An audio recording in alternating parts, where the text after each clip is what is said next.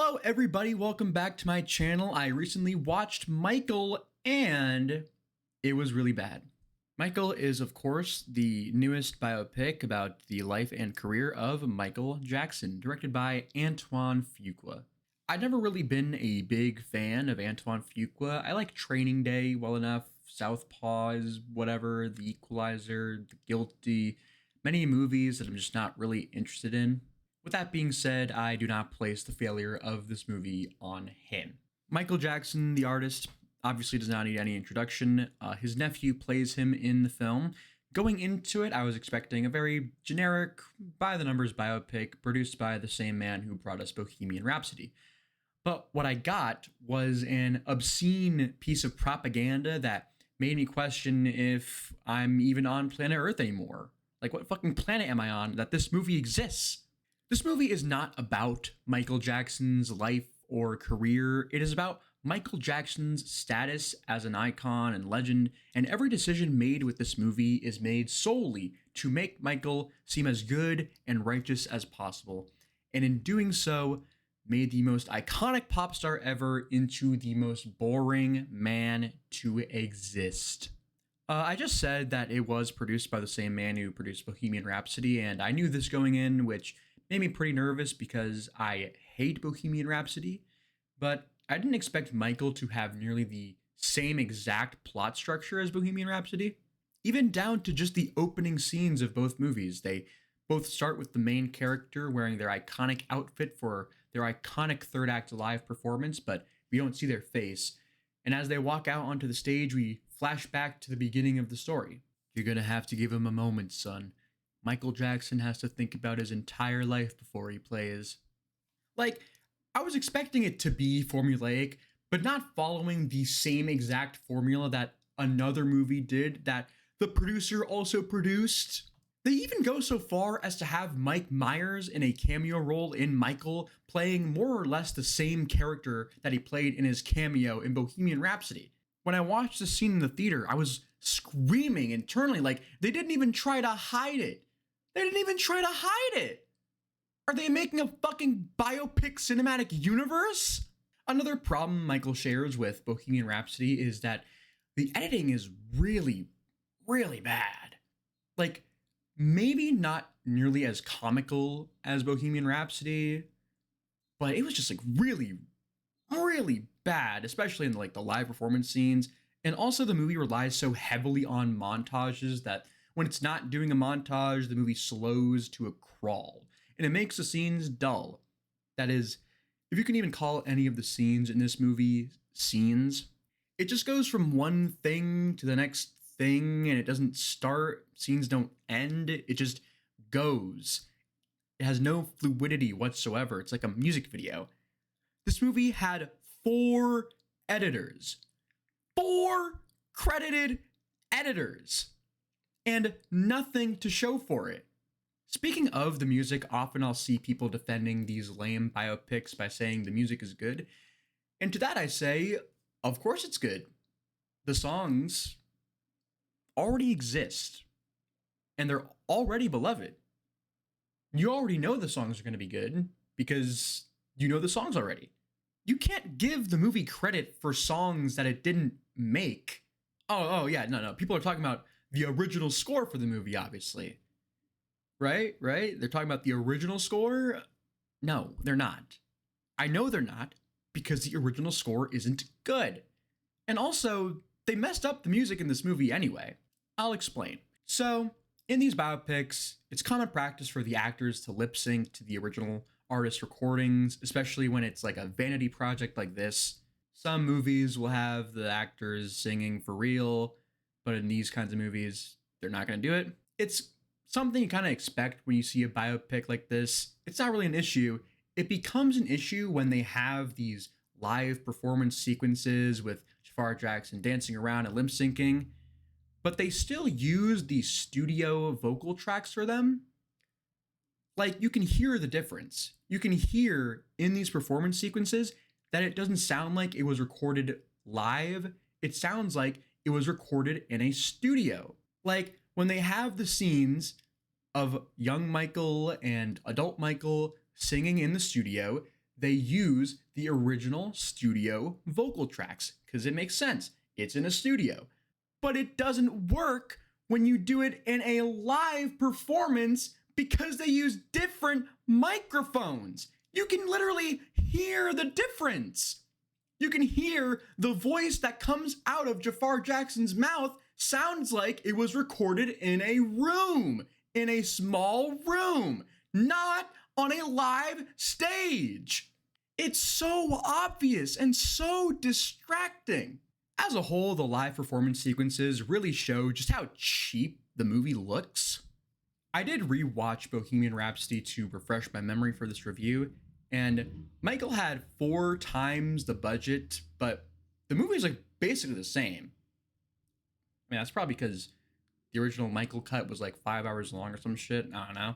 But still, you can't really see where that extra money went at all because the movie just looks bad. Like it doesn't look good at all. It's also really egregious when they recreate the Thriller music video. Thriller is one of the most acclaimed music videos of all time, one of the most groundbreaking, one of the most influential, one of the best, blah, blah, blah, blah. But in this movie, it looks like shit. Like you can literally watch this movie, go home, watch the Thriller video, and you can see the difference for yourself. The Thriller video looks great. This movie looks like shit. Not only does it look like shit, it serves no purpose in the story, because the scene afterwards, we get Michael, along with John Branca, who I'll get to, talking to Mike Myers, who's the head of CBS or whatever, asking him to get Michael's videos on MTV.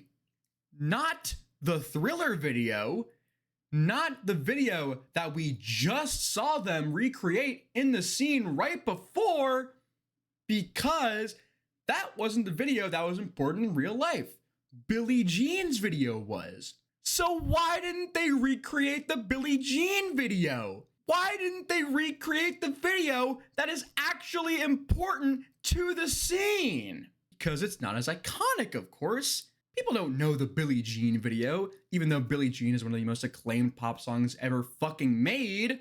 People know the Thriller video with the dancing and the zombies and the Vincent Price and blah, blah, blah, and the ending. Ha, ha, ha, ha, ha. This isn't a story. Nothing has to make sense. This is just hype moments and aura. The movie is just so obsessed with these iconic moments and iconic songs and iconic pieces of Michael Jackson lore. It's just showing us stuff that we already know about Michael Jackson, but now it's in a movie. It's also insufferable to constantly have other characters tell Michael and, by extension, us how great he's gonna be. Like, the movie doesn't even trust us to know that Michael Jackson is going to be a legend, even though we already know he is. That's why we're watching the movie. It's just over and over again. We have scenes where characters will go, Michael, you're special. Michael, you have God-given talent. There's no one else like you, Michael. Instead of showing us why. Over the course of the movie, it becomes more and more clear that the Jackson family was heavily involved, except for a couple of them. Also, John Branca, Michael's lawyer, was involved, and it results in a very, very funny thing in the movie. So, Janet Jackson, Michael's sister, kindly declined to be in the movie. So the movie just pretends she doesn't exist. She's not present at any point in the film. She's not even mentioned at all. It's like this movie made an alternate universe where Janet Jackson does not exist. And you end up having this hilarious scene where near the end of the film, when Michael has his whole Pepsi commercial hair on fire thing, John Branca, Michael Jackson's lawyer, visits him in the hospital. But not his fucking sister, Janet Jackson. No one else in the movie is even like, hey, where's Janet Jackson? Where's Michael's sister, Janet Jackson? Michael almost died, but Janet Jackson couldn't even be bothered to show up, I guess. Yeah, this is what you get for declining to be in the movie, Janet. Oh yeah, you're such a piece of shit, Janet. You couldn't even show up to see your fucking brother in the hospital after he almost died? You piece of shit, dickhead, Janet. She wasn't even a big star yet. You can't even say, like, oh, she's on tour. She's touring. She's busy being one of the biggest pop stars alive, so she couldn't make it to see Michael in the hospital. She wasn't even a big star yet. That was in 86. The scene takes place in 84. You can't even use that as an excuse. The fact that Janet isn't mentioned at all and John Branca plays a significant role, it kind of gives the game away, you know? Like, you can't really call this a biographical film if you're gonna change things to that extreme because Janet said no and Branca said yes. But now, we should probably talk about the elephant in the room. No, this movie does not talk about the allegations made against Michael Jackson because they do not fit the timeline of this movie. However, I don't think that it would have made the movie better at all, nor do I think the movie is worse because they don't talk about it. I've seen the reports of what the original ending was supposed to be, and honestly, it sounds just awful. It sounds fucking awful. The movie would definitely have been worse. Also, this movie ends with text saying his story continues. So if they want to focus on the allegations in the sequel, then sure, I understand that. But if you're gonna avoid talking about the allegations, then why do they keep drawing attention to it in this movie?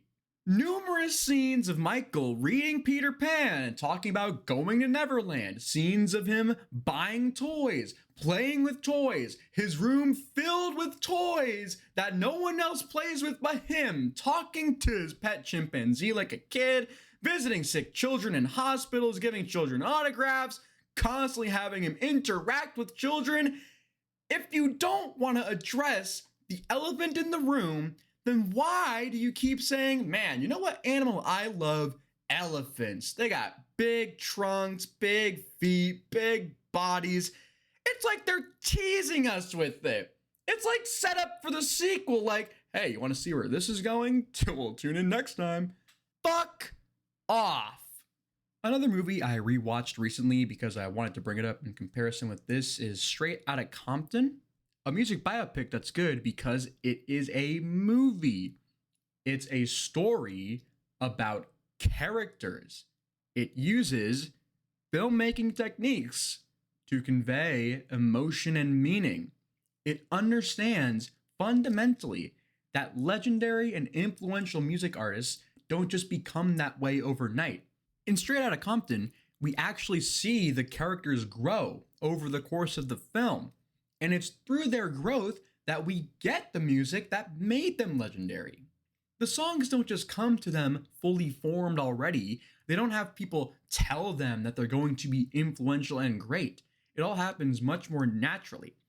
And the movie understands that the rise and fall story beats are more satisfying when we know who our characters are as characters. Like, yes, I already have some attachment to these characters because they're based on real people whose music I already love. But you can actually do interesting things with them. Give the characters traits and wants and relationships. I said already, Michael Jackson in this movie is the most boring man to ever exist. They made one of the most famous men to ever live that isn't a fucking religious figure boring. What does he want? What traits does he possess? Who are his friends? Who does he love? We don't know because he is not a character. He is simply just a blank canvas. I could make a whole video just pointing out what Straight Outta Compton does better than Michael and also Bohemian Rhapsody, but the main thing is that it tells a story. It is a movie. Michael is not a movie. It doesn't tell a story. It has no interest in showing us how Michael Jackson came to be. In Straight Outta Compton, the characters' experiences influence the music they make. In Michael, the music is basically just all already there. They didn't even have to do it this way.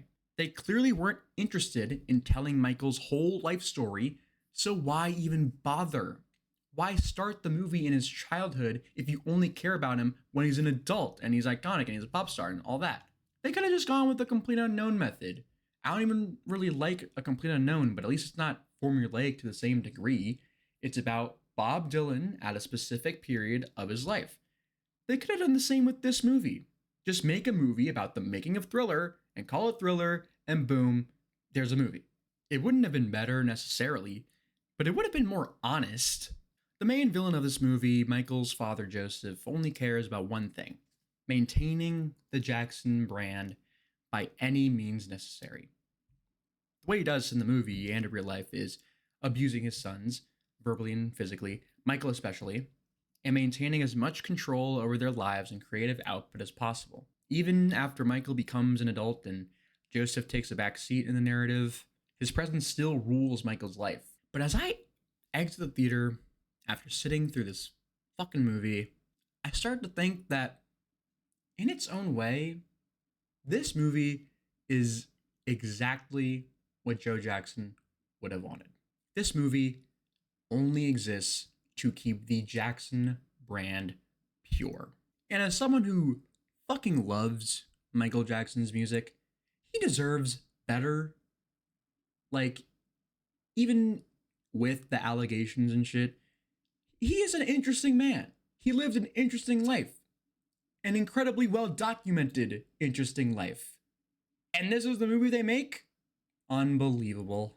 Yeah, with all that being said, Michael was just such a bad movie, such an unpleasant experience. In terms of positives, yeah, I guess Jafar Jackson was fine in the live scenes where he's like dancing and limp syncing. He did fine there, I guess. Coleman Domingo was also okay, but oh god, yeah, did not like Michael at all. Probably would give it a 2 out of 10. All right, well, that's gonna do it for this video. Usually my videos are not this long, but I had a lot of thoughts about Michael, and hopefully I did a good job illustrating that no, the main issue with Michael is not that they don't talk about the kid stuff. That's not the main issue. There was a lot of problems with the movie besides that, and talking about those allegations wouldn't have made it better. Anywho, that's gonna be it for this video. Thank you for watching. Thank you so much for watching, and I'll see you in the next one. Goodbye.